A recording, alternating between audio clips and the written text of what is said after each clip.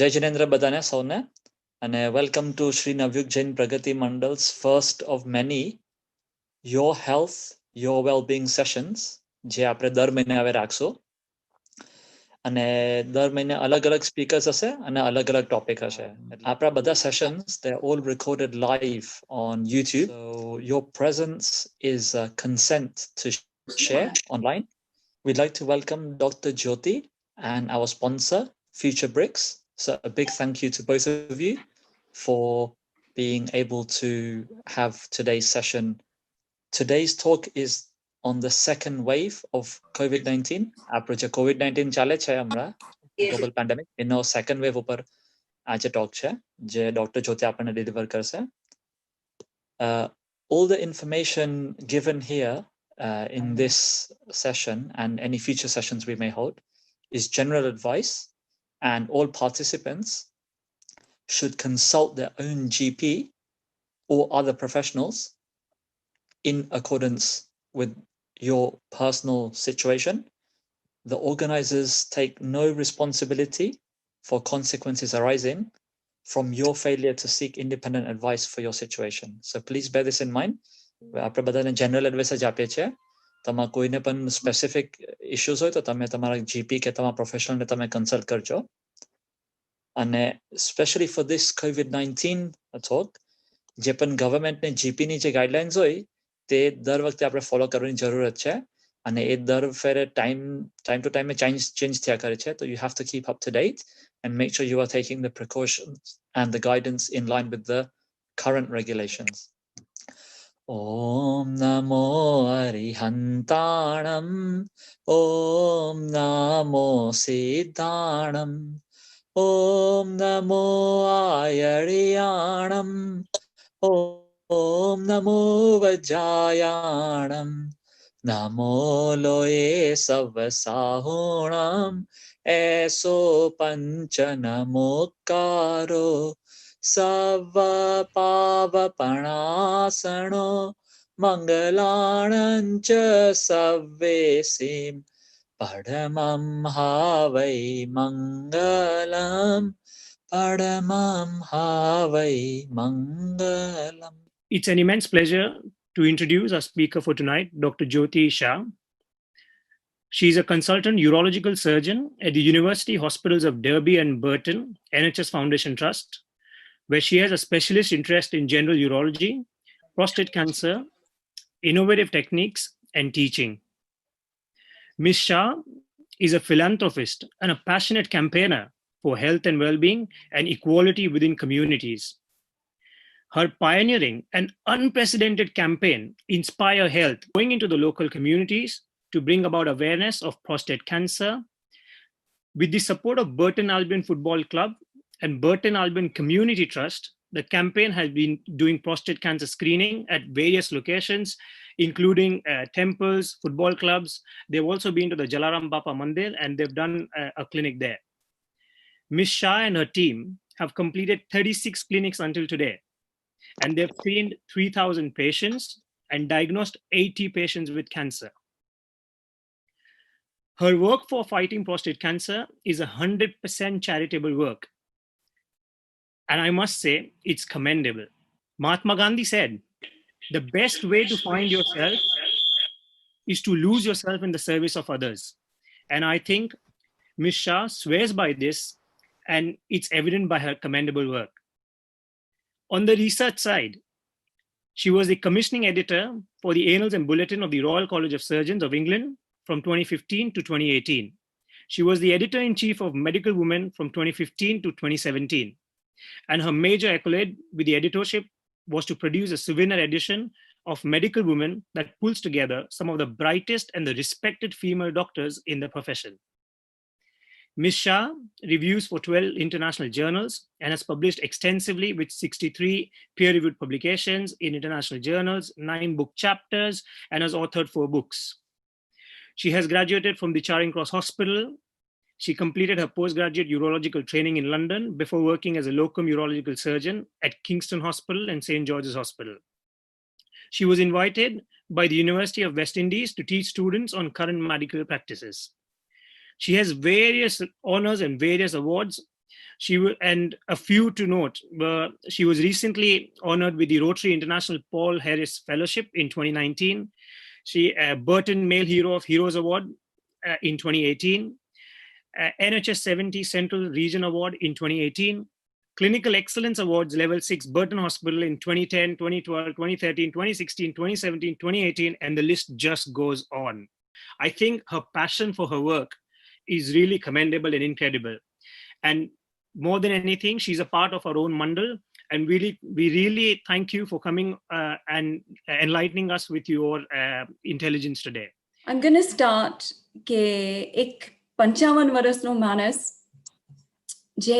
જેને કઈ બીમારી નહોતી, એક શુક્રવારે એને એકદમ 2-3 દિવસથી થકાન થયું હતું. ત્યાર પછી શનિ રવિ એને છાતીમાં દુખાવો શરૂ થયો અને એ વીકેન્ડમાં પછી એકદમ સખત તાવ આવવા માંડ્યો. ત્યાર પછી એના આંખમાં એને એકદમ દુખતું હતું, આમ થોભે છે એવી રીતે થ્રોબિંગ સેન્સેશન અને શક્તિ ઓછા થવા માંડી એની. બાય મંડે એનો શ્વાસ એકદમ ટૂંકો થવા માંડ્યો અને શરીરમાં ઓક્સિજન ઓછું થઈ ગયું. બાય વેન્સડે એનું બ્રીધિંગ એટલું ડિફિકલ્ટ હતું કે એ એક્સિડન્ટલી એન્ડ ઇમરજન્સીમાં ગયો. ત્યાં હોસ્પિટલમાં ઓક્સિજન શરૂ કર્યું કારણ કે એનું ઓક્સિજન સંતૃપ્તિઓ એટલે મીન્સ સેચ્યુરેશન ખૂબ નીચું થઈ ગયું હતું. 2-3 દિવસમાં તો એની તબિયત એટલી નબળી થઈ ગઈ કે શુક્રવારે એને ઇન્ટેન્સિવ કેર યુનિટમાં લઈ ગયા. માનો કે આ ખાલી 1 વીકનો અંતરમાં ઇન્ટેન્સિવ કેરમાં એને દાખલ કર્યો અને ત્યાં એનું ઓક્સિજન એટલું ઓછું હતું કે યાંત્રિક વેન્ટિલેશન શરૂ કર્યું, મીન્સ મિકેનિકલ વેન્ટિલેશન મશીન પર એને મૂક્યું. અત્યાર સુધી 2 દિવસમાં કોરોના વાયરસના 2 સ્વોબ કર્યા હતા અને એ બંને સ્વોબ નેગેટિવ હતા. એટલે ત્યાર સુધી તો કોઈને ખબર બી નહોતું કે આ કોરોના વાયરસ છે કે નહીં, પણ એટલીસ્ટ સ્વોબ્સ તો નેગેટિવ હતા.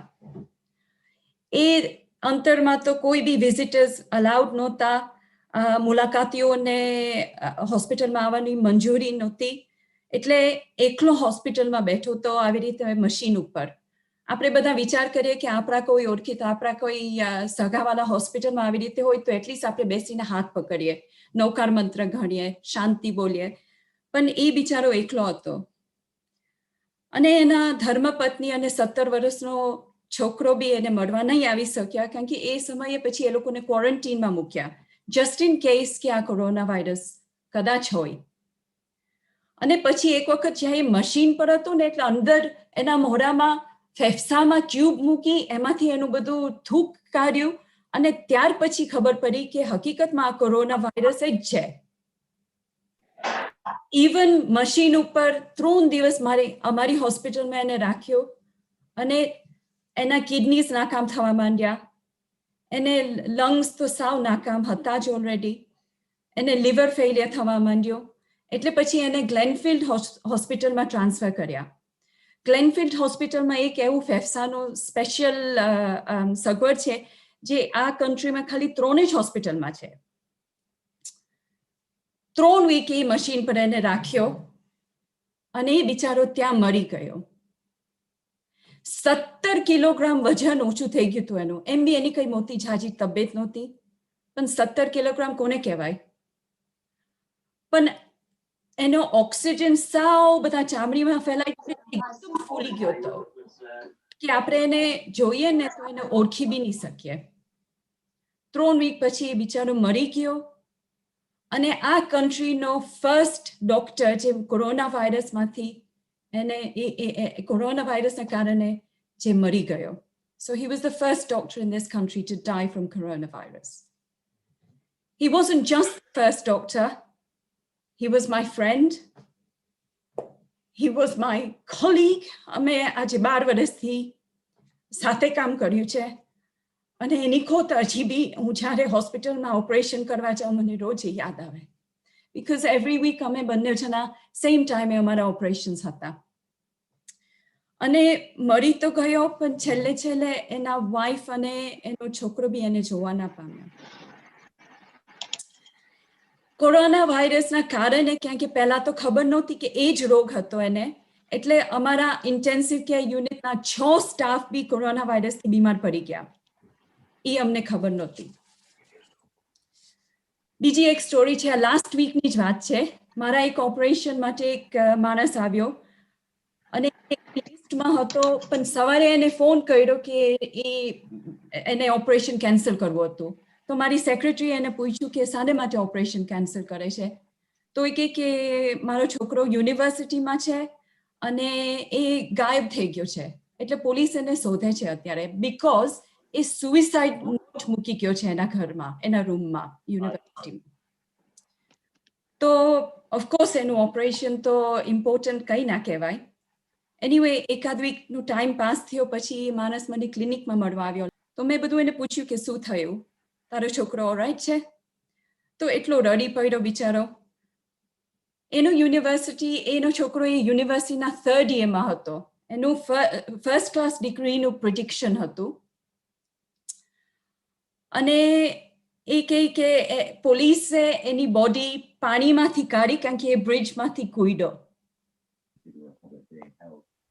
અને બીકોઝ કોરોના વાયરસના કારણે એને ડિપ્રેશન થઈ ગયું, એને આત્મહત્યા કરી. પણ એના ફાધર જે વાત કરે છે ને કે એના રૂમમાં એના બધા કપડાં ધોઈને વ્યવસ્થિત મૂકી ગયો, એનો રૂમ બધું ચોખ્ખું કર્યું, એટલે એને નિયમિત એમ નક્કી જ હતું કે એને મરવું જ હતું. અને એની લાશ બોડીમાં ખબર નહીં કેટલા દિવસથી હશે કે એની બોડી ઓળખી બી નહીં. એટલે આ કોરોના વાયરસની બીજી એક સ્ટોરી છે કે કેવી રીતે જાત જાતની ફેમિલીને અસર પડે છે. મારી એક થિયેટરની નર્સ છે, એના કાકા ઓફ થઈ ગયા, એના સગા કાકી ઓફ થઈ ગયા, અને કોરોના વાયરસના કારણે એના કાકાની છોકરી, એનો કઝન બી ઓફ થઈ ગઈ. એનો ખાલી એક કઝન બાકી રહ્યો. એ આખું કુટુંબ ખલાસ થઈ ગયું છે કોરોના વાયરસમાં. બીજી એક સ્ટોરી છે કે એક બા કોરોના વાયરસમાં ઓફ થઈ ગયા. એની 2 દીકરી ફ્યુનરલમાં હતા. ફ્યુનરલના દિવસે કોફીના જેમ નીચું કરતા હતા ને, ત્યારે એમની યંગર દીકરીને એકદમ છાતીમાં દુખાવ થવા માંડ્યો, 28 વર્ષની. એકદમ એને ટેન્શન થઈ ગયું હતું. એમના મધર કોરોના વાયરસમાં ઓફ થઈ ગયા હતા. તો એકદમ એને આઘાત જેવો થઈ ગયો, તો પડી ગઈ, બેભાન થઈ ગઈ, ને એના માના ફ્યુનરલના દિવસે એ ઓફ થઈ ગઈ. આવી તો કેટલી બધી સ્ટોરીઝ હું તમને કહી શકું, too many stories. પણ એટલું તમને કહું કે જસ્ટ લાસ્ટ વીક આપણને ખબર પડી કે આખા દુનિયામાં અત્યાર સુધી more than 1 million people corona વાયરસના કારણે મરી ગયા છે. એટલે આ કોરોના વાયરસ એક ચેપી રોગ છે અને અત્યારે બી ખૂબ વધારે ફેલાય છે. તમે આ ગ્રાફ જો તો માર્ચ, એપ્રિલ, મેમાં તો લગભગ 5000 જેટલી કેસીસ હતી જ, પણ હવે તમે જો કેટલું રાઇઝ થાય છે. 7 દિવસમાં કોરોના વાયરસના કેસીસ આ કન્ટ્રીમાં ડબલ થઈ ગયા છે. અને સાથે સાથે હોસ્પિટલના એડમિશન્સ બી વધારે થાય છે, અને સાથે સાથે મૃત્યુની સંખ્યા બી વધે છે. એટલે this is the start of the second wave. તો આ કોરોના વાયરસ વસ્તુ છે શું? આપણે બધા એની વાત કરીએ છીએ, પણ એકચ્યુઅલી એ વસ્તુ છે શું? Corona virus is a family of viruses જેનાથી ઇન્ફેક્શન થાય તો તમે એનાથી મરી શકો. ખૂબ જ ચેપી રોગ છે. 7 જાતના ડિફરન્ટ કોરોના વાયરસ છે, પણ આ જે અત્યારે ઇન્ફેક્શન કરે છે, આ COVID-19, એ નવો વાયરસ છે જે ગયા ડિસેમ્બરમાં ચાઇનામાં શરૂ થયું હતું. અને એ વાયરસ તમારા નાક દ્વારે અથવા તમારા મોં દ્વારે શરીરમાં દાખલ થાય છે અને તમારા શરીર પર હુમલો કરે છે, ખાસ કરીને ફેફસામાં. આપણે બધા ઇન્ફેક્શન્સનું તો જાણીએ છીએ. આ જમણી બાજુ આ જે લેડી છે એને ખાંસી આવે છે, એને ટીબી થયું છે. આપણે બધા ટીબી તો જાણીએ છીએ. ટીબી એક બેક્ટેરિયાથી થાય છે, અને એ બેક્ટેરિયા માટે આપણી પાસે ઘણા બધા એન્ટીબાયોટિક્સ છે જે એ બેક્ટેરિયાને મારી નાખશે. વચમાં આપણે જોઈએ તો મલેરિયાના ચેપ મચ્છરના કડવાથી શરીરમાં ઇન્ફેક્શન ફેલાય છે. તો આ મચ્છર અને મલેરિયાને આપણે પેરાસાઇટ કહીએ. અને એ પેરાસાઇટને એને મારવા માટે બી આપણી પાસે ઘણી જાતની દવાઓ છે. અને જે આ નાનો છોકરાનું મોઢું તમે જોવો છો એ તમે બધાએ પહેચાની લીધું હશે કે આને ચિકન પોક્સ થયો છે. ચિકન પોક્સ એટલે મીન્સ કે આપણે તો એને મહારાજ થયો છે એમ કહીએ ને. અને જો ઉંમરવાળાને આ ચિકન પોક્સનું ઇન્ફેક્શન થાય તો આપણે એને શિંગલ્સ કહીએ, તો ગુજરાતીમાં એને દાદર ચેપ. હવે ચિકન પોક્સ યા તો મહારાજ જે આપણે કહીએ છીએ એ એક જાતનો વાયરસ છે અને એને માટે કઈ દવા નથી. અને એ જ પ્રમાણે કોરોના વાયરસ માટે બી કોઈ એવી એક દવા નથી કે જેનાથી આ વાયરસ મરી જશે. એટલે જ આજે આ બધો પ્રોબ્લેમ થાય છે. હવે હું તમને જરાક આ બતાવું. આ તમે જો ડાબી બાજુ જો જ્યાં હેલ્થી લખ્યું છે એમાં બલૂન જેવું જે વસ્તુ છે ને એ તમારા ફેફસામાં નાનામાં નાનો જે ભાગ છે ને એને કહેવાય આલ્વિયોલસ. અને એની બાજુમાં જે આમ ફેલાય છે ને એ એની નસ છે, બ્લડ વેસલ. અને એ બ્લડ વેસલમાં જે નાના નાના લાલ બધા છે ને એ લાલ રક્ત કોશિકાઓ એટલે મીન્સ રેડ બ્લડ સેલ્સ. હવે જે હેલ્થી હોય ને, જે તંદુરસ્ત માણસ હોય, ત્યારે આપણે શ્વાસ લઈએ તો એ બલૂન જે આલ્વિયોલસ છે ને એમાં ઓક્સિજન જાય અને એ ઓક્સિજનમાંથી નસમાં જતી રહી. અને આ રેડ બ્લડ સેલ્સ છે ને આપણા કોશિકાઓ એ પછી એ ઓક્સિજનને આખા શરીરમાં ફેલાય છે. એ ઓક્સિજન વગર આપણો એક સેલ નાકામ થઈ જાય. એટલે એ ઓક્સિજન તો ખાસ જરૂરત છે આપણા બોડીમાં. એટલે આપણે જેમ શ્વાસ અંદર લઈએ, ઓક્સિજન અંદર ફેફસામાં જશે અને આવી રીતે પછી લોહીમાં જઈ અને આખા શરીરમાં ફેલાય.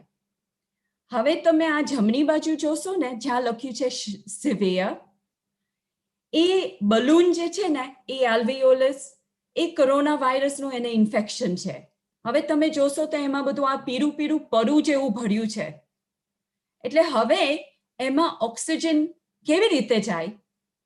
અને માનો કે ઓક્સિજન આપણે શ્વાસ લેવાથી અંદર ફેફસામાં જાય બી તો એ બલૂનમાંથી તમારા નસમાં નથી જઈ શકતું. અને બીકોઝ તમારા નસમાં નથી જઈ શકતું, તમારા શરીરમાં ઓક્સિજન પછી ઓછું થઈ જાય. એ કોરોના વાયરસનું આવી રીતે તમારા બોડીમાં અસર કરશે. તો મોટા ભાગના આપણે હવે જરાક કોરોના વાયરસના લક્ષણ શું છે એ જાણીએ. મોટા ભાગના લક્ષણો હળવા અથવા માઇલ્ડ હોય છે. એટલે ઘણા બધા હશે ને ખબર બી ના પડી હોય. અમુક લોકોને તો વાયરસ છે ને એ લોકોને બી નથી ખબર, કારણ કે કઈ બી લક્ષણ નથી. હવે સ્પષ્ટ સંકેતો આ મુજબ હોય છે: વધારે તાવ, અને મોટામાં મોટું એટલે મોસ્ટ કોમન સિમ્પટમ લક્ષણ હોય તો આ તાવ છે. મોટે ભાગે બધાને તાવ થાય જ, મોર દેન 38 ડિગ્રી સેન્ટીગ્રેડ. વચમાં છે શ્વાસ લેવાનું મુશ્કેલી, એ બી ઘણા લોકોને થાય છે. ને હવે જે આગલી સાઈડમાં મેં તમને બતાવી, તમને ખબર પડી શકે કે કેમ ઓક્સિજન અંદર શરીરમાં નથી જતું. સૂકી ઉધરસ આવે, અમુક લોકોને એકદમ થકાન. મારા ફ્રેન્ડને થકાનથી જ એના લક્ષણો શરૂ થયા હતા. ગળામાં સખત બળતર જેવું થાય, અમુક લોકોને માથું દુખે, અને શ્વાસ આપણે સ્વાદ જે હોય ને, ટેસ્ટ ક્યાં તો સ્મેલ, એ જતી રહી. એટલે એવા ઘણા લક્ષણો છે. કોઈકને અમુક થાય છે, કોઈકને બધા થાય છે.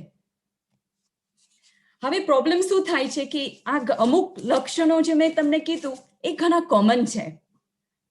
માનો કે તમને સમરમાં જો હેઈ ફીવર હોય તો અમુક એવી વસ્તુ તો જે કોરોના વાયરસમાં કોમન લક્ષણો છે ને એ હેઈ ફીવરમાં બી થાય.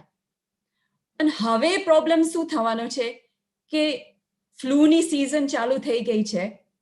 એટલે હવે ફ્લૂના જે લક્ષણો છે ને એ કોરોના વાયરસના લક્ષણો ઘણા સિમિલર છે. એટલે હવે વિન્ટર જેમ જેમ આવશે ને તેમ કોને ફ્લૂ થવાનો છે ને કોને કોરોના વાયરસ થવાનો છે. તમે આ સ્લાઇડમાં જોશો તો ઘણા બધા લક્ષણો સિમિલર છે બે રોગમાં. હવે તમને લક્ષણ થયા હોય તો તમારે શું કરવું? પહેલી વસ્તુ તો એ છે કે જો તમારા હળવા લક્ષણ હોય તો તમારે ખાલી ઘરે જ રહેવાનું, કશું કરવાની જરૂર નથી. કદાચ તમારે પેરાસિટામોલ લેવાનું. ખાસ કરીને તમારે બહારે ના જવું. આઇસોલેશનમાં તમારે ઘરે રહેવું પડશે. એક રૂમમાં જ્યાં તમારું બાથરૂમ, ટોયલેટ, બધી સગવડ હોય ત્યાં તમે તમારા ફેમિલીથી અલગ રહીને આઇસોલેશનમાં જતા રહો. અને તમે કોરોના વાયરસનો સ્વોબ ક્યાં તો ટેસ્ટ બુક કરી દો. હવે તમારા ઘરમાં તમારી સાથે જે બી રહેતા હોય ને એને ક્વોરન્ટીનમાં જવું પડશે. અને એ લોકોને ક્વોરન્ટીનમાં 14 દિવસ માટે જવું પડશે. હવે 14 દિવસ ક્યાંથી આવે છે એ તમને સમજાવું. આ લક્ષણો જો થાય ને તો એને તમારા શરીરમાં થતા 14 દિવસ લાગે. મોટે ભાગેના ને 5-6 દિવસમાં તો ઉધરસ કે તાવ કે કંઈ શરૂ થવા માંડે, પણ અમુક લોકોને 14 દિવસ લાગે. એટલે તમે જો એ 14 દિવસમાં બહાર ફરતા હોય ને તો એ વાયરસ તમે ફેલાવો છો અને પછી કેટલા બધા બીજાને થઈ જશે. એટલે એ કારણે જેને લક્ષણો થયા છે એ તો આઇસોલેશનમાં જતા જ રહેશે, પણ ઘરવાળા જેને લક્ષણો નથી એને ક્વોરન્ટીનમાં 14 દિવસ રહેવું પડશે. અને તમારી સાથે કોઈ બી ક્લોઝ કોન્ટેક્ટમાં આવ્યા હોય ને, હવે ક્લોઝ કોન્ટેક્ટ એટલે શું? તમારા સ્વાભાવિક છે તમારા ઘરમાં તમારી સાથે જે રહેતા હોય ને એને ક્લોઝ કોન્ટેક્ટ કહેવાય.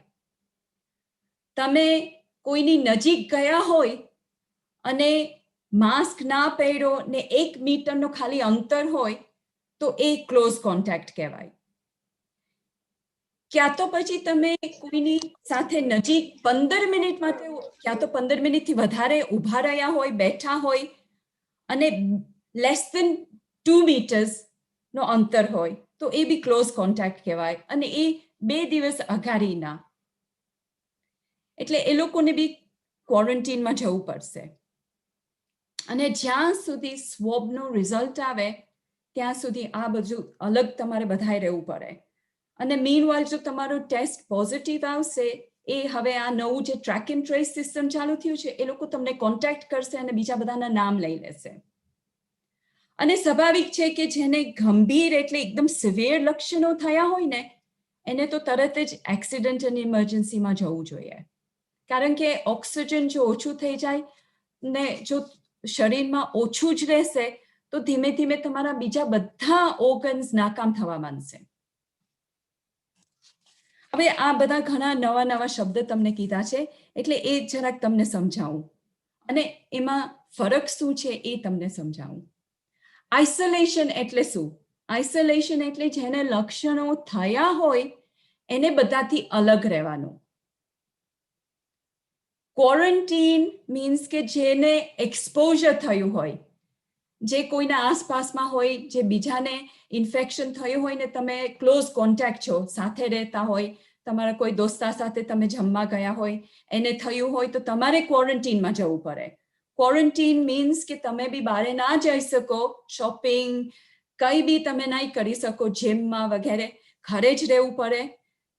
કારણ કે તમને જો એ 14 દિવસમાં લક્ષણો થશે ને મીન ટાઈમ તમે બધાને બીજાને આપશો એ રોગ, એટલે એ ક્વોરન્ટીનમાં રહેવું પડે. અને આ બીજા શબ્દ છે સોશિયલ ડિસ્ટન્સિંગ.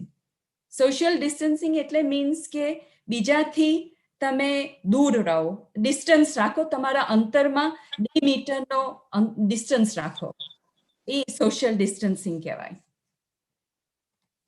હવે આ સ્લાઇડ જરાક ઇમ્પોર્ટન્ટ છે એટલે હું તમને સમજાવું કે આ રોગ કેવી રીતે ફેલાય છે. ચેપી માણસ તમારા જો નજીક હોય તો એ રોગ ફેલાય કારણ કે એના શ્વાસમાં, છીંકમાં અથવા તો એના ઉધરસથી હવામાં એ ટીપા પડે છે. હવે તમે આ વચમાં જે સ્લાઇડમાં જે વચમાં માણસ છે જેને ઉધરસ આવે છે તમે જોશો કે 2 મીટર એટલે મીન્સ સોશિયલ ડિસ્ટન્સિંગમાં કેમ 2 મીટરનું રૂલ આવ્યું છે? એટલા માટે કે જો તમને ખાંસી આવે તો એ ટીપા 2 મીટર સુધી ફેલાય છે. અને જે તમારા 2 મીટરના નજીકમાં ઊભા રહ્યા હોય ને, અને જો એ તમારા નજીકમાં ઊભા રહીને તમે ખાંસી કરો અને એ ટીપા એના મોઢામાંથી અથવા તો એના નાકમાંથી એના ફેફસામાં જાય ને, તો એને રોગ થઈ જશે. એટલે આ સોશિયલ ડિસ્ટન્સ ને અંતરનો આવ્યું ક્યાંથી, એનો સવાલ આવ્યો ક્યાંથી? આમાંથી આવ્યો છે. અને એ ટીપામાં ઇન્ફેક્શન છે ને, એ હવામાં 3 કલાક સુધી રહી છે. એટલે કોઈ કે ખાંસી, અહીંયા તમે ઉધરસ આવે અને અડધો કલાક પછી તમે પસાર થાવ ને એ હવામાં હજી એ ટીપાને ઇન્ફેક્શન હજી હોય ને, તો તમે શ્વાસ લેશો તો તમારા ફેફસામાં જતું રહેશે. અને 3 કલાક સુધી રહી છે હવામાં. અને કોરોના વાયરસ ઘણા સપાટી પર બી જીવતું રહે છે. હવે તમે જોશો તો આને જે ઉધરસ ખાય છે ત્યાં બાજુમાં ટેબલ છે, અને બાજુમાં ટેલિફોન છે. એટલે જો એ 2 મીટરના અંતરમાં ટેબલ ને ટેલિફોન ને તમારી ચમચી કે ગમે તે હોય ને, એના પર આ ટીપા પડશે તો ઇન્ફેક્શન એના પર બી રહેશે. અને આ તમને સમજાવું કે પ્લાસ્ટિક અને સ્ટીલ ઉપર 2-3 દિવસ, નોટ કલાક, 2-3 દિવસ સુધી આ જંતુ જીવે છે. એટલે તમે કોઈ ઇન્ફેક્શન વાળું, ચેપી રોગ વાળું કંઈ અડક્યું હોય અને જો સાફ ના કર્યું હોય તો 2-3 દિવસ સુધી એ વાયરસ એના પર જીવશે. કોપર પર 4 કલાક સુધી જીવે છે આ વાયરસ, અને કાર્ડબોર્ડ પર 24 કલાક. એટલે લાસ્ટ ટાઈમ માર્ચ એપ્રિલમાં બધાને સમજાવ્યું હતું કે તમારી કઈ ડિલિવરી આવે ને તો એ બોક્સ તમે ખોલીને હાથ ધોઈને પછી અંદરની વસ્તુ કાઢજો. શાને માટે? કે એ જે તમારું ડિલિવરી કરી જાય છે ને, બોક્સ આપી જાય છે, એને ઇન્ફેક્શન હોય, ક્યાં તો કોઈ પેક કરવા વાળું 24 કલાક સુધી કાર્ડબોર્ડ પર જીવે છે. અને તમે એને અડકશો અને પછી તમે તમારો મોઢા પર હાથ મૂકો, ક્યાં તો નાક કે મુંહ પર, તમારા અંદર આ ઇન્ફેક્શન ફેલાઈ જશે. અને તમે બસ કે ટ્રેન કે પ્લેનમાં જો મુસાફરી કરો ને અને તમારી બાજુમાં કોઈ ઇન્ફેક્શન વાળું બેઠું હોય, અને તમે પ્લેનમાં તો સ્વાભાવિક છે 4-6 કલાકની કદાચ લાંબી ડિસ્ટન્સ હોય, તો 5 માંથી 4 જણને તમે કોઈ ઇન્ફેક્શન વાળાની બાજુમાં બેસશો ને તો 5 જણમાંથી 4 જણને ઇન્ફેક્શન થઈ જશે, જસ્ટ બીકોઝ તમે એની બાજુમાં બેઠા છો. એટલો ચેપી રોગ છે. તો જ 1 મિલિયન જેટલા મરી જાય છે ને. અમેરિકામાં એક સ્ટોરી છે કે એક લેડીને કામેથી ઘરે મોકલી દીધી કારણ કે એને ઉધરસ શરૂ થવા માંડી. એટલે એને ઘરે આઇસોલેશનમાં મૂકી દીધી. હવે અમેરિકામાં તો બધા ફ્લેટ્સ, હાઈ રાઇઝ ફ્લેટ્સ હોય ને, એટલે ઉપર ફ્લેટમાં રહેતી હતી. એટલે લિફ્ટમાં ગઈ, લિફ્ટમાં એને બટન દબાવ્યું અને એની મેરે એના ફ્લેટમાં જતી રહી. હવે લિફ્ટમાં એના પાડોશી અવારનવાર દિવસમાં અંદર ગયા, ઉપર ગયા, નીચે ગયા, અને છેવટે એના પાડોશી બધાને ઇન્ફેક્શન થઈ ગયું. ઓલીને તો હતું જ, એના બધા નેબર્સને બી થઈ ગયું, એના નેબર્સના બીજા કોન્ટેક્ટને બી થઈ ગયું, કારણ કે એ લોકોને ખબર નહોતી. અને એ ઇન્ફેક્શન એ લોકોએ જ્યારે તપાસ કરી કે એ શરૂ ક્યાંથી થયું, એ શરૂ એ લિફ્ટના બટનમાંથી થયું.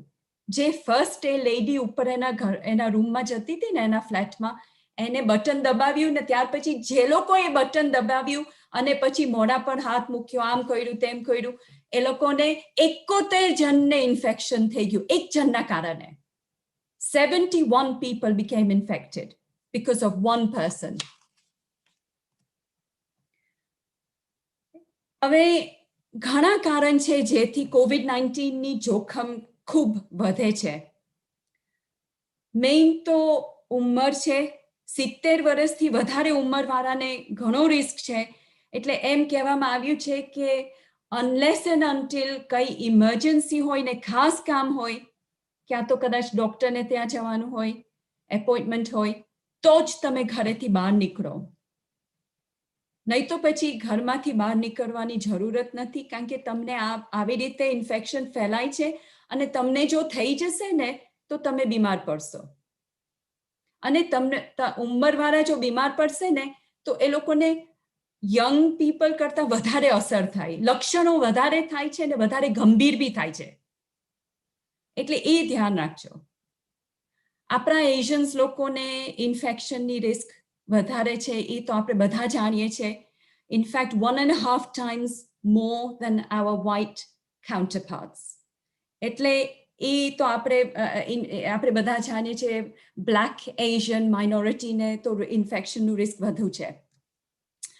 એમ કહેવામાં આવે છે કે વિટામિન ડી થી થોડુંક આપણને પ્રોટેક્શન રહી છે. એ કારણે એનું કારણ શું છે?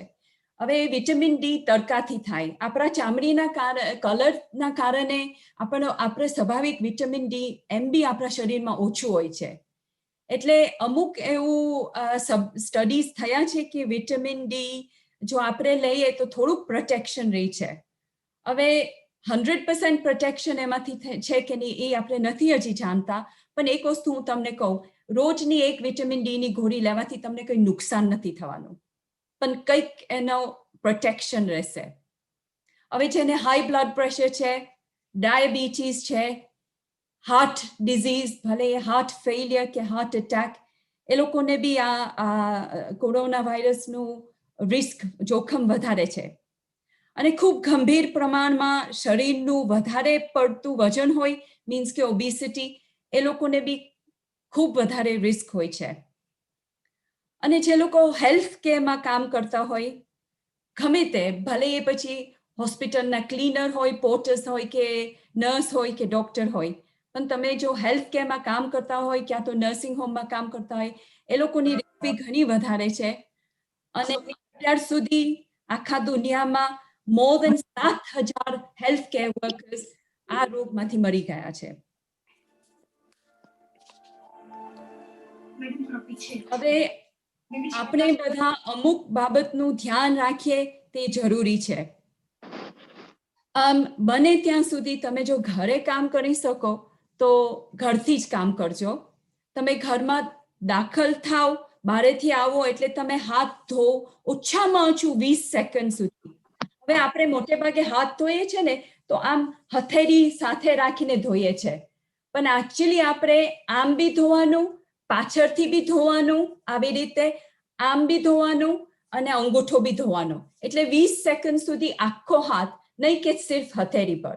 અને વારંવાર આખો દિવસ તમે એટલીસ્ટ ઓછામાં ઓછું 20 સેકન્ડ સુધી હાથ ધોયા રાખો. હવે તમને છીંક કે ઉધરસ આવે ને તો તમે આવી રીતે ટિશ્યુમાં આમ કરજો અને એ ટિશ્યુ પછી ફેંકી દેજો. અને જો ના થાય તો આમ મોઢું કોણીમાં રાખીને છીંક કે ઉધરસ કરજો, જેવી રીતે આમ હવામાં ના ફેલાય. અને એ ખાસ ધ્યાન રાખવાનું, કારણ કે મેં તમને ઓલરેડી બતાવ્યું છે કે એ ઇન્ફેક્શન કેવી રીતે ફેલાશે. અને બને ત્યાં સુધી તમે સેનિટાઈઝર જેલ વારંવાર કંઈ બી અડકો એટલે આવી સેનિટાઈઝર જેલ તમે વાપરજો. અને ખાસ નોંધ કરજો કે એ જેલમાં ઓછામાં ઓછું 60% આલ્કોહોલ હોવું જોઈએ for it to be effective against the virus. અન્ય વ્યક્તિથી ઓછામાં ઓછું 2 મીટરનું અંતર જાળવો. કોઈનું હાથ મેલાવવું નહીં અને ભેટવું નહીં. બેસિકલી કોઈ પણ વ્યક્તિને સ્પર્શ કરવું નહીં. હાથ ધોયા વગર આંખ અથવા તો મોઢું કે નાક અગાડી તમે અડકવાનું નહીં. અને જ્યાં ઘણી ભીડ હોય ને ત્યાં તમારે જવું નહીં.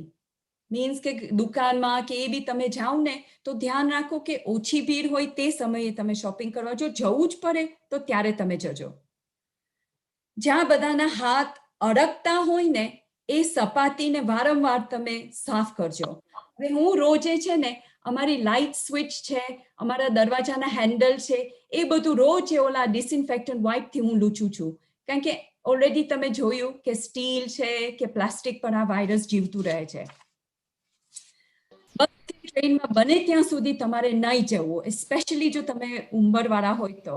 અને જો જવું પડે ને તો બને ત્યાં સુધી તમે ગ્લવ્સ પહેરો. એટલે તમારે કઈ અને ગ્લવ્સ પહેરીને તમારે મોઢું નહીં અડકવું, નહીં તો એ પાછું ઇન્ફેક્શન જો ગ્લવ્સ પર હોય ને તો તમારામાં શરીરમાં જતું રહેશે. અને બેસિકલી તમે જો કંઈ અડકવું પડે ને તો આ જેલથી તરત જ તમે હાથ સાફ કરી નાખજો. પણ બને ત્યાં સુધી મુસાફરી ભીડવાળા સમયે ના જવાનું. અને જો બને, જો તમારે શોપિંગ ને બધું કરવું હોય ને તો કાર્ડ વાપરો, પૈસા ઓછું વાપરો, કારણ કે પૈસા રોકડા પર બી એ વાયરસ જીવતું રહે છે. હવે આપણે બધાને ખબર છે, આપણે માસ્ક પહેરવાનું કમ્પલસરી થઈ ગયું છે. એમ કહે છે કે તમે ફેસ કવરિંગ એટલે ગમે તે કાપડ તમે મોઢા પર રાખી શકો છો, પણ વર્લ્ડ હેલ્થ ઓર્ગેનાઇઝેશન એમ કહે છે કે એના 3 લેયર્સ હોવા જોઈએ. હવે આવા કાપડના જે હોય ને એ તમે ધોઈને ઘડી ઘડી વાપરી શકો છો, પણ એટલું કે એમાંથી તમને કંઈ પ્રોટેક્શન નથી રહેવાનું, એટલું કે બીજાને, તમને જો ખાંસી કે છીંક આવે ને તો બીજાને થોડુંક પ્રોટેક્શન રહે છે, કારણ કે તમારા ટીપા ઓછા બહાર નીકળે. પણ ઇન્હેલ કરો ને એ પાણી શોપી લે છે આ કાપડ, એટલે તમને ઓછું પ્રોટેક્શન રહે છે. હવે બીજો જાતનો માસ્ક છે, આવા મેડિકલ માસ્ક જે છે, અને જો તમારી પાસે હોય ને તો આ બેટર પ્રોટેક્શન બધી દુકાનમાં હવે મળે છે. અને જે આ બ્લુ ભાગ હોય છે ને, ધીસ ઇઝ ફ્લુઇડ વોટરપ્રૂફ, એટલે આ બહાર હોવું જોઈએ. અને આમ કરીને તમારે પહેરવાનું. અને એ વધારે ઇફિશિયન્ટ હોય છે, એ પાર્ટિકલ્સ ઓછા એમાં અંદર આવે. મોસ્ટ પ્રોટેક્શન આમાંથી મળે છે. આ અમારે ઓપરેશન કરતી વખતે આવી રીતે મારે પહેરવું પડે, અને એ કંઈ બી આ એસ્ટ્રોનોટ જેવું જે દેખાય છે એમાંથી કંઈ બી ઇન્ફેક્શન અંદર નથી જતું, એટલે આને કહેવાય પર્સનલ પ્રોટેક્ટિવ ઇક્વિપમેન્ટ. એટલે અમારે થિયેટર્સમાં આ પહેરવું પડે. હવે માસ્ક છે ને તમે પહેરો તો ખાસ નોંધ રાખજો કે તમારું નાક અને મોઢું ઢાંકી જાય. આમ રાખો ને તો તમારું નાક ઓલરેડી ઓપન છે, એનો કંઈ ફાયદો નથી. અને આમ સિક્યોર કરી અને પહેરો. હવે ઘણા બધાને શું થશે, અને આમ ટાઈટ પહેરો કે તમારા નાક ઉપર રહી.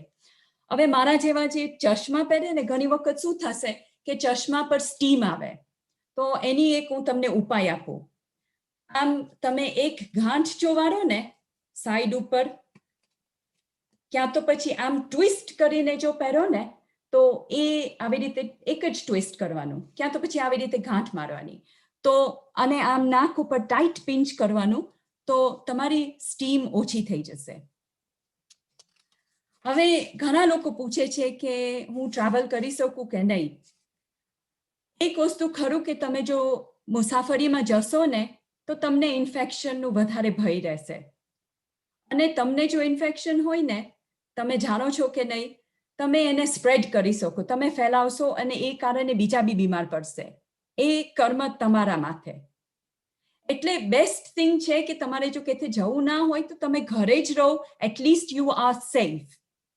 અને જો તમે આ વાયરસમાંથી જીવી જશો ને તો એ હોલિડે ને ટ્રાવેલ તો ફરી પછી આવતા વર્ષે આવશે જ, પણ જો આમાં તમે બીમાર પડશો ને, રામ ભરોસે. એટલે હું તમને બધાને ખાલી એક નમ્ર વિનંતી કરું છું. ઘણા બધા અહીંયા તમે મારા વડીલો છો, તમારા હાથની નીચે હું તો મોટી થઈ છું, એટલે તમને હું ખાસ નમ્ર વિનંતી કરું છું કે તમે પ્લીઝ બને ત્યાં સુધી ઘરે રહો, સેફ રહો. જય જિનેન્દ્ર. તમે બહુ સરળતાથી એક્સપ્લેન કર્યું છે કોવિડના બારામાં. And I think everyone will agree that it was quite an insightful session, your talk.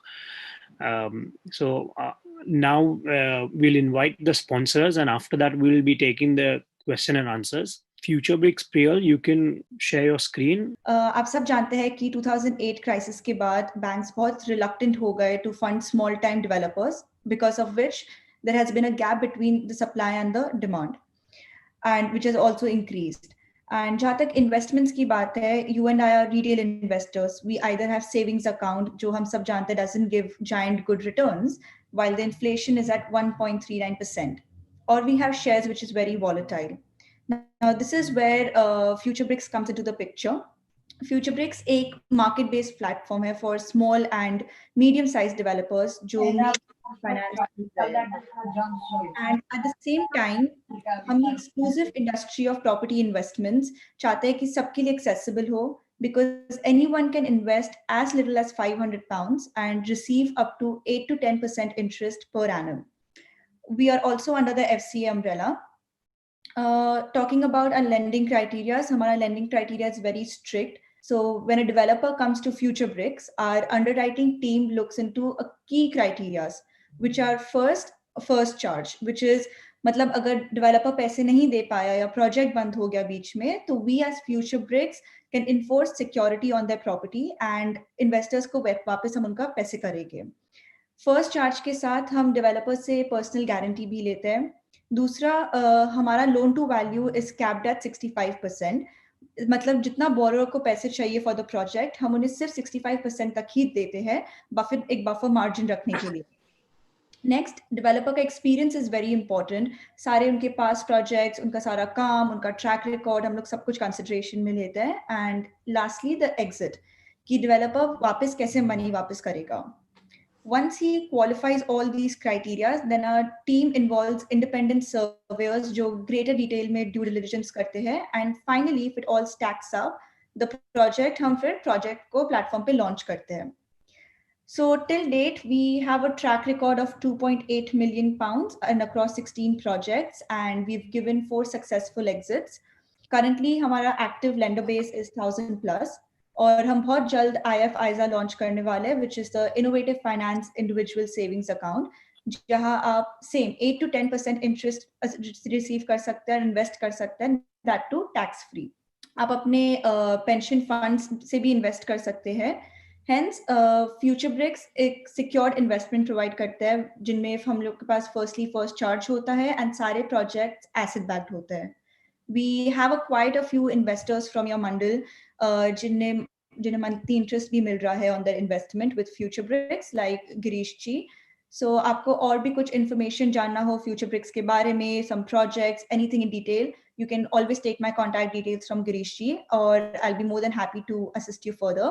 I also have my number on the screen, so you can save that number and reach out to me जब भी आपको और information चाहिए हो. Thank you, and I hope you enjoy the further talk show. Coming to the questions, I've got a few.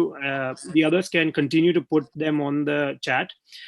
પહેલું question છે કે જે છોકરાઓ, જે નાના છોકરાઓની સ્કૂલ જવાનું હવે શરૂ થઈ ગયું છે, તો એનાથી જે રિસ્ક જે છે ઇન્ફેક્શનની, એના માટે શું કરી શકે અને શું પ્રિકોશન્સ લેવા જોઈએ ઘરમાં? That's a very good question. અને એ ખૂબ મોટો પ્રશ્ન હવે ઊભો થયો છે, બીકોઝ એમ લાગે છે કે સમરમાં કેસ નંબર્સ ઓછા હતા, અને જેમ જેમ યુનિવર્સિટી ને સ્કૂલ શરૂ થવા માંડી ને ઓગસ્ટ, એન્ડ ઓફ ઓગસ્ટ સપ્ટેમ્બરમાં, તેમ તેમ આપણે જોઈએ છીએ ગ્રાફમાં ઇન્ફેક્શનના કેસીસ વધવા માંડ્યા.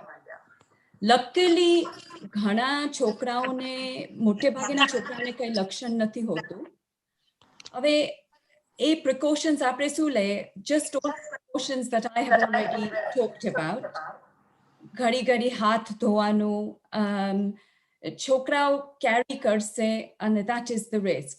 એટલે માટે તો હાઉસહોલ્ડના નંબર્સ બધા લિમિટ કર્યા છે કે તમે બધા અલગ અલગ હાઉસહોલ્ડમાં મિક્સ બી ના થાવ.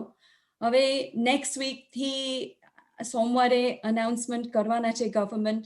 કદાચ વધારે restrictions આવે કે નહીં આપણને નથી ખબર, પણ છોકરાઓ સાથે આપણે બીજા કંઈ restrictions નથી કરી શકતા. They will mix and they will spread the virus. So એ લોકોને અસર ઓછી થશે, અસર આપણા ઉંમરવાળાને વધારે થશે, એટલે પ્રિકોશન્સ આપણે લેવા પડશે, જે ઓલરેડી આપણે ડિસ્કસ કર્યા છે. વિથ જે ફ્લૂજાક છે એને લેવાથી ઇમ્યુનિટી મળે, અને જે સ્કૂલ, જે કિડ સ્કૂલ જાય છે એ લોકો અને નર્સરીમાં જાય છે, અધર દેન વિટામિન ડી એમને કઈ બીજું લેવું જોઈએ કે નહીં? એવિડન્સ ખાલી વિટામિન ડી માટે જ છે. એમ બી જનરલ વિટામિન્સ આપણે બધા લઈએ એનાથી કંઈ નુકસાન નથી થવાનું. ફ્લૂ જાબનો પ્રશ્ન એ જુદો વાયરસ છે, કોરોના વાયરસથી અલગ વાયરસ છે, એટલે તમે ફ્લૂ જાબ લો કે નહીં લો, કોરોના વાયરસ પર તમને એની કંઈ અસર નથી થવાની. પણ to protect you from seasonal flu, જેને ફ્લૂની વધારે જોખમ હોય, અને જો તમે દર વર્ષે લેતા જ હોય, તમારે એ ફ્લૂ જાબ લેવું જ જોઈએ, કારણ કે એટલીસ્ટ એક ઓછો રોગ આ તમને વિન્ટરનો જોખમ રહેશે. Thank you. બીજી એક ક્વેશ્ચન્સની ટ્રેન્ડ છે which I'm seeing, and few people have also messaged me કે વેક્સિન જે છે એની શું અપડેટ છે, and what is the possibility of the vaccine coming, and એનાથી શું ફાયદો થશે કે નહીં થશે? So this is a very important question. આપણે બધા વેક્સિનની રાહ જોઈએ છે. કારણ કે જો વેક્સિન આવી જશે તો આપણે બધા આપણી લાઈફ જે પહેલા હતી એવી રીતે કન્ટિન્યુ કરશું. But the problem is કે વેક્સિનની ઘણી બધી ટ્રાયલ્સ ચાલે છે. Even just last week a announcement હતું કે ગવર્મેન્ટે millions 57 million doses of vaccine ખરીદી લીધા છે. પણ એ વેક્સિન હજી આપણને ખાતરી નથી કે એ કામ કરશે કે નહીં. એટલે એ બધા ટ્રાયલ્સ ને સ્ટડીઝ હજી તપાસ બધી થઈ રહી છે અને કઈ ગેરંટી હજી નથી. અને જો આવે ને તો બી it won't be before next year at least. એટલે આપણે આ વિન્ટર તો હજી કાઢવાનો જ છે. We have to keep our gears on and continue Yeah. following hand washing and Yes. social distancing until the vaccine comes out. Thank you for that. There is other question regarding reinfection. I know you've touched base on this a little bit in the topic. When કોઈને reinfection થઈ શકે અને કયા લોકો છે જેમને વધારે chance છે reinfection થવાનું? So ઘણા બધાને એમ લાગે છે કે ચાલો હવે એક વખત આપણને કોરોના વાયરસ થઈ ગયું છે એટલે હવે નહીં થાય. એટલે આપણે કઈ પ્રિકોશન્સ લેવાની જરૂર નથી. આપણને કઈ હવે જોખમ નથી. આપણે ખુલ્લે આમ હરી ફરીએ. That is not true. ઘણા બધા એવા કિસ્સા બને છે હવે કે જેને પહેલા આગળ બી ઇન્ફેક્શન થયું હતું અને હવે બીજી વાર થાય છે. અને અમારી હોસ્પિટલમાં મારા થિયેટરમાં એક નર્સ છે જે આઈ નો પર્સનલી કે એને 3 વીક બીમાર તો હતી જ in April અને હવે બીમાર પાછી પડી છે. She has tested positive now again. અને this time એ વધારે ગંભીર એને લક્ષણો થયા છે. એને સુરેશભાઈ મેં તમને ગઈકાલે બી કીધું હતું એના હાથી જેવા પગ થઈ ગયા છે, એકદમ ફૂલી ગયા છે અને અત્યારે એ વધારે બીમાર પડી છે. એટલે એમ કઈ ખાતરી નથી કે એક વખત થઈ ગયું એટલે બીજી વખત નહીં થાય. આપણને એમ લાગે છે કે બીજી વખત થવાનું શક્યતા તો ખરું જ છે. એટલે તમારી બધા જે પ્રિકોશન્સ આપણે વાત કર્યા છે ને એ હજી બી તમારે ચાલુ રાખવા જ પડશે.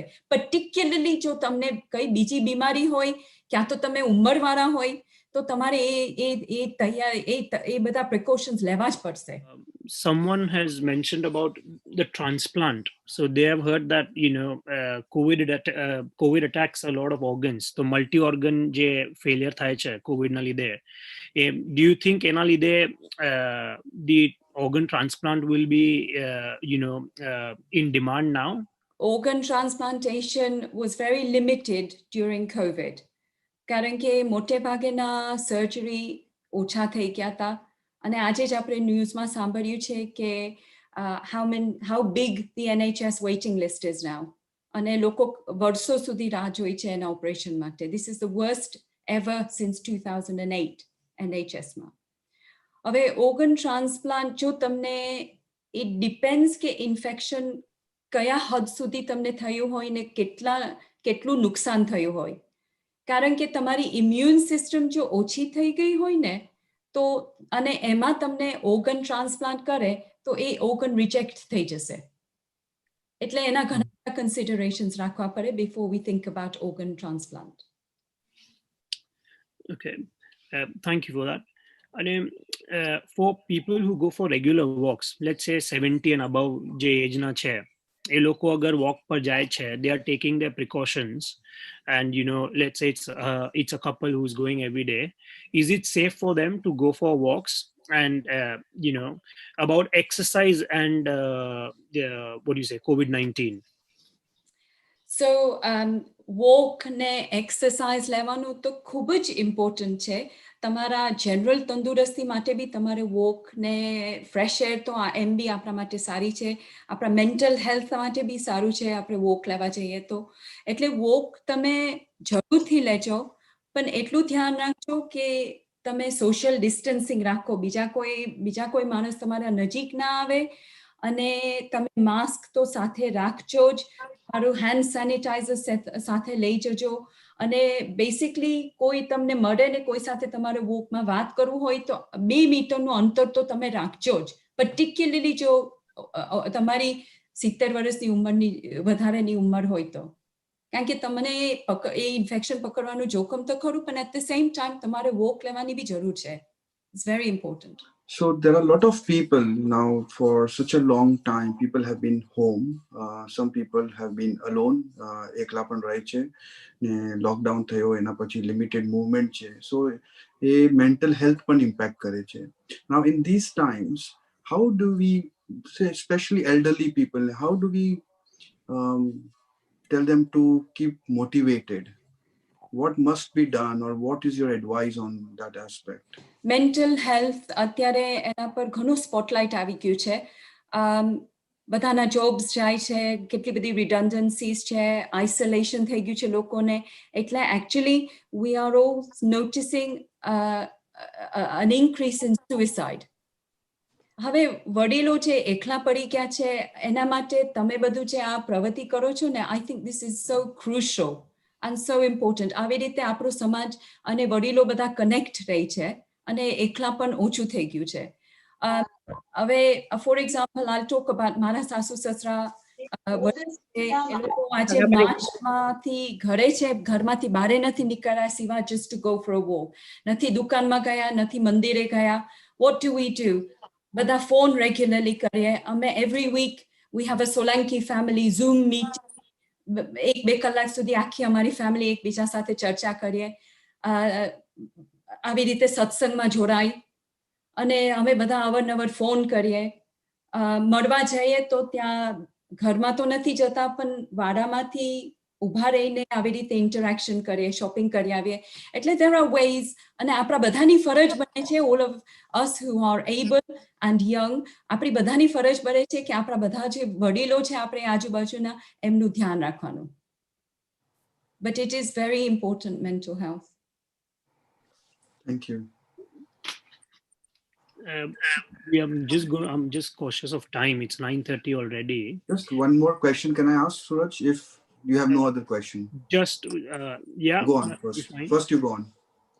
No, that should be fine. You can ask. Go ahead. Okay. So of all these things, I'm sure there is something positive that is coming out also. Obviously, બધું gloom છે, dark છે, તકલીફો છે, lot of suicides, બધું થાય છે. But have you seen કે કहीं somewhere there is some positive things coming out of this in some different area? For example, are people more connected now, or people younger generation helping out elder maybe, or I don't know. I mean, what is your what have you seen in that area? So I think you're right. અને ઘણા બધા જો આપણે વડીલો સાથે જો આપણે બેસીને વાત કરીએ ને, તો એ લોકો કહેશે કે અત્યારે જે એટમોસ્ફિયર છે ને, અત્યારનું જે વાતાવરણ છે એ જે વોરના ટાઈમમાં હતું ને એના જેવું છે. ફોર એક્ઝામ્પલ, જ્યારે વોરમાં રાશન તમે એ ટાઈમે તો તમને રાશન્સ હતા, અને અત્યારે આપણે માર્ચ એપ્રિલમાં બી જોયું છે કે દુકાનોમાં આપણે જો કંઈક લેવા જઈએ તો શેલ્ફ્સ બધા ખાલી હતા. એક જાતનું એ બી રાશનિંગ જ થઈ ગયું હતું. અને પણ આપણે જોયું છે કે the human spirit that has lived on through this, અને આપણી બધાની જે માનસાઈ છે ને, એ કારણે આપણે બધા એકબીજાના કનેક્શનમાં રહ્યા છે અને એકબીજાને મદદ કરીએ છીએ. ઘણી બધી સમાજોમાં આજુબાજુમાં નેબર્સને બધા હેલ્પ કરે છે. એટલે it is definitely કે people are more connected. અને આપણા બધા વડીલો છે એ આઈપેડ ને આ સોશિયલ મીડિયા, કમ્પ્યુટર જે પહેલા એ લોકોને નહોતું આવડતું એ બધા વાપરતા થઈ ગયા. એટલે my parents, my in-laws, હું જોઉં છું હવે આઈપેડ લઈને બેઠા છે પપ્પા ને મારા સસરા. So they're a lot more connected. એટલે એક તરીકે ભલે એકલા પડી ગયા છે, પણ કનેક્શન તો સમાજમાં રહ્યું જ છે. We have found ways to cope. અને the human spirit is such કે we will cope. આપણે બધા શ્રદ્ધા રાખશું અને આમાંથી જો બચીને સેફ રીતે નિકળશું ને, તો we will be much better for it. ઇંગ્લેન્ડના શોધ પ્રમાણે અમારું રિસર્ચ એમ કહેશે કે તમારું ઇમ્યુનિટી સ્ટ્રોંગ રાખવા માટે મલ્ટીવિટામિન્સ વાપરવા પડે. અને એ મલ્ટીવિટામિન્સમાં વિટામિન સી આવે, જનરલી વિટામિન બી, B12, અને ટુ કીપ યોર એનર્જી, અને વિટામિન ડી ની તો આપણે ઓલરેડી વાત કરી છે. But best thing is overall general health. One question: if someone had pneumonia a year ago, does it increase the risk in catching the virus? or any particular precautions recommended other than the normal guidance? And just to add on that, what I want to ask is, if someone's got comorbidities, especially lungs ni kai already takleef છે, so what precautions they should be taking? જેને આગળથી pneumonia થઈ ગયું હોય ને, તો એ ન્યુમોનિયામાંથી લંગ્સમાં સ્કારિંગ કે કંઈ ડેમેજ થઈ ગયું હોય ને, તો મીન્સ કે તમારા ફેફસા ઓલરેડી થોડાક ડેમેજ થઈ ગયા, તો તમને આ કોરોના વાયરસની જોખમ વધારે છે. એટલે તમારે બીજું કંઈ પ્રિકોશન્સ તો તમે નહીં લઈ શકો. જો જનરલ આપણે ઓલરેડી બધા પ્રિકોશન્સ લયા છે ને, એની જ વાત કરો. એક વસ્તુ હું કહું કે કાપડનું માસ્ક પહેરવા કરતાં તમે આવું મેડિકલ માસ્ક લઈ લો, because this affords you much better protection than just material. અને બીજો સવાલ છે, જેને ફેફસાના રોગ ઓલરેડી હોય, bronchiectasis, COPD, યા પછી આસ્થમા, એ લોકોના ફેફસા ઓલરેડી થોડાક નાજુક હોય છે, એટલે એ લોકોએ તો વધારે પ્રિકોશન્સ લેવા જ જોઈએ. અને બને ત્યાં સુધી તમારે, જો તમને એવા રોગો હોય તો તમારે બને ત્યાં સુધી ઓછું બહાર જવું જોઈએ, જેવી પરિસ્થિતિમાં તમે એ વાયરસ પકડી શકો. So do not put yourself in a situation where you are vulnerable. People who have had COVID are needing physio to help them recover. Are you able to explain why is this? હવે હું તમને મારી સાથે એક મારો consultant કોલિગ છે એનો દાખલો દઉં. એને એપ્રિલમાં કોરોના વાયરસ થયું હતું, ખૂબ બીમાર હતો, 3-4 વીક તો એ ખાટલામાં જ હતો, ઊભો બી નથી થઈ શકતો, એટલી અશક્તિ આવી ગઈ હતી એને, અને એ 6 વીક કામે નહોતો આવ્યો. હવે એપ્રિલની વાત છે, અત્યારે હવે આપણે ઓક્ટોબરમાં આવ્યા. એ હોસ્પિટલમાં દાદર ચડે ને એટલે થાકી જાય, હજી બી એનો શ્વાસ ચડે છે. એક કોરિડોર એક નાકેથી બીજે નાકે ચાલે ને, એનો શ્વાસ હજી બી ઓછો થઈ જાય, he becomes out of breath. અને the most common thing we find કે 3-4 મહિના પછી બી હજી એકદમ એ લોકોને થકાન લાગે છે. અને એને માટે ગઈકાલે બી ન્યૂઝમાં હતું કે there is a clinic now that is being set up, નોટિંગહામમાં ક્લિનિક સેટઅપ કરી છે for the survivors of coronavirus, because એ લોકોને બી હજી ખૂબ જરૂરત છે. હજી બી એ લોકોને ફેફસાને શ્વાસની તકલીફ રહે છે, અને હજી બી એ લોકો થકાન ને બધું લાગે છે, મસલ્સ બી એકદમ નાકામ થઈ ગયા છે, એટલે ફિઝિયોની ખાસ જરૂર છે. So you're right, they do need physiotherapy. So I think આ સેકન્ડ વેવ જે પતી જશે ને, ત્યારે આપણને ખૂબ બીજી જરૂરત પડવાની છે to rehabilitate the survivors of coronavirus. Do they multivitamins or something like that? Do they help at all? Yeah. એમાં અંકલ છે ને, મલ્ટીવિટામિન્સ જો તમે લો ને, તો એમ બી તમને જે શરીરમાં વિટામિન્સ કંઈક બી ઓછા હોય ને, અમુક વિટામિન્સ તો આપણા નોર્મલ શરીરમાં જોઈએ જ છે, એટલે ફોર નોર્મલ રિજનરેશન. એટલે મલ્ટીવિટામિન્સ તમે લો ને, તો એને તમને કંઈ નુકસાન નથી થવાનું, પણ તમને એનો કંઈ ફાયદો તો થશે જ. Firstly, Jyotiben, there is no one other than you who can explain such complicated terminology in a the difficult words in such a nice way and such a simple language. I think it was understandable by everyone, whether elders, youngers, everybody could understand. People who could only understand English or Gujarati, it was just fantastic. You got it to a very simple language and at a level where everybody could understand. And I want to thank Future Bricks. They have given the donation to the Mandal. So thank you, Future Bricks. And we look forward to seeing you again. Future Bricks is a property investment company in the city, based in London, basically. Finally, every event requires a lot of teamwork. So Suraj, Pushpak, and a lot of other people in the background have been working hard. So thank you to the EC, all the other members of the EC who have helped to make this event successful.